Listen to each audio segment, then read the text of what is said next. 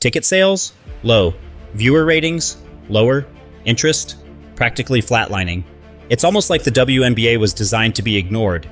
But then, boom. Caitlin Clark enters the scene and suddenly, everyone's watching.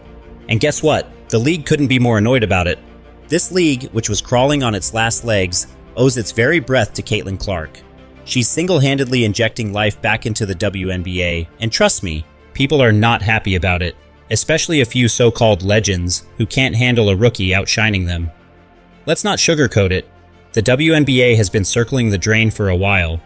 When was the last time you heard people genuinely excited for a WNBA game before Caitlin Clark showed up? Exactly. The league's been a failure in almost every sense, struggling to stay relevant, pulling in embarrassingly low numbers, and barely hanging on to its fans. Enter Caitlin Clark, who brought more eyes to the league in a single season than it's seen in the last decade. Her insane stats, deep three-point shots, and that confidence, she made people care about women's basketball again. Suddenly, WNBA highlights are blowing up social media, people are tuning into games, and jerseys are selling out. It's like magic, and that magic has a name: Caitlin Clark.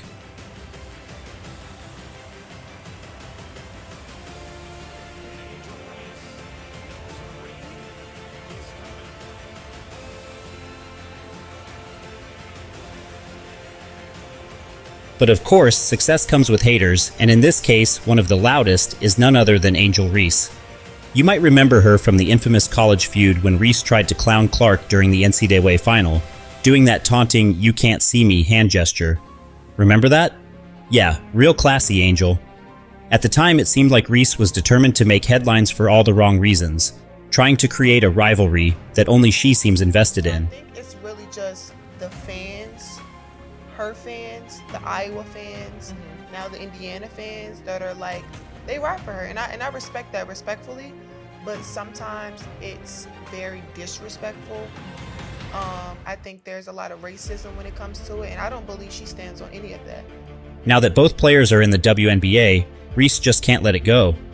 In the first episode of her podcast, Unapologetically Angel, she went on a rant about how Caitlin Clark's fan base is disrespectful and even racist. Much fun with it, but when it comes to death threats, when it comes to people finding, like, I'm talking about people who come down to my address, follow me home, like, it's come down to that. Reese claimed she's received death threats, AI-generated nude images of herself, and has even been followed home by obsessed fans of Clark. And look, nobody is excusing harassment. That stuff is messed up, no doubt about it. But let's be real, Angel Reese is out here playing the victim card, when Caitlin herself has done nothing but dominate the court and stay above the drama. Reese is clearly still salty from her college days, and she's trying to paint Clark's success as somehow unfair. Meanwhile, Caitlin just keeps stacking wins and staying unbothered. I think so many people are watching women's basketball right now. It all started from the national championship game, and I've been dealing with this for 2 years now. And understanding, like, yeah, negative things have probably been said about me, but honestly, I'll take that. Here's the thing. Reese can complain all she wants about the fan base, but Clark isn't responsible for the toxic behavior of a few trolls. It seems more like Reese is trying to drag Clark down any way she can, knowing that her own career isn't shining quite as bright. Just looking at that, like, I'll take that role. I'll take the bad guy role, and I'll continue to take that on and be that for my teammates. And if I want to be that, and I know I'll go down in history, I'll look back in 20 years and be like, yeah, the reason why we watching women's basketball is not just because of one person. It's because of me too, and I want y'all to realize that.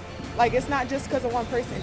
A lot of us have done so much for this game. And every time Clark makes headlines for her record-breaking performances, Reese is out there scrambling for attention, throwing shade on Twitter, or complaining on her podcast.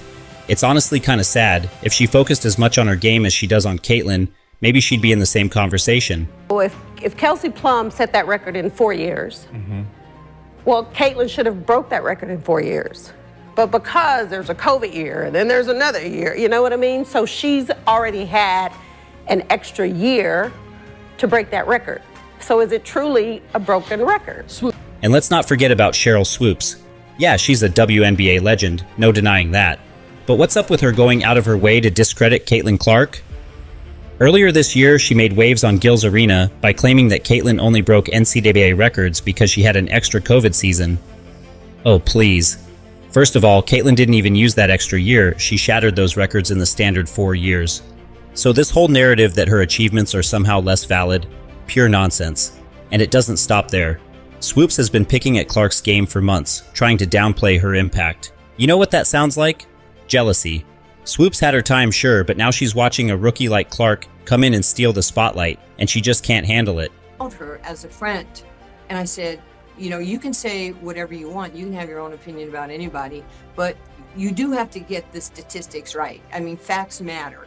And if you just get ahead of this and just say, hey, I made a mistake on my numbers, then this thing is over and everybody respects you for your opinion. Swoops even got into a public spat with fellow legend Nancy Lieberman over this. After Clark was on the receiving end of a flagrant foul during a game, Lieberman stepped in and called out Swoops, defending Clark while taking shots at Swoops' comments. Nancy Lieberman decided she was going to be upset that I said it was going to be an adjustment period for Caitlin, Angel, all the rookies, but in particular Caitlin, and that I didn't think she would come in the league and dominate right away. It's my opinion. So she got upset that I said that. So she decided she was going to go to Twitter. And what does Swoops do? She takes to Twitter to throw shade back at Lieberman. The whole thing is a mess, and it just makes Swoops look petty.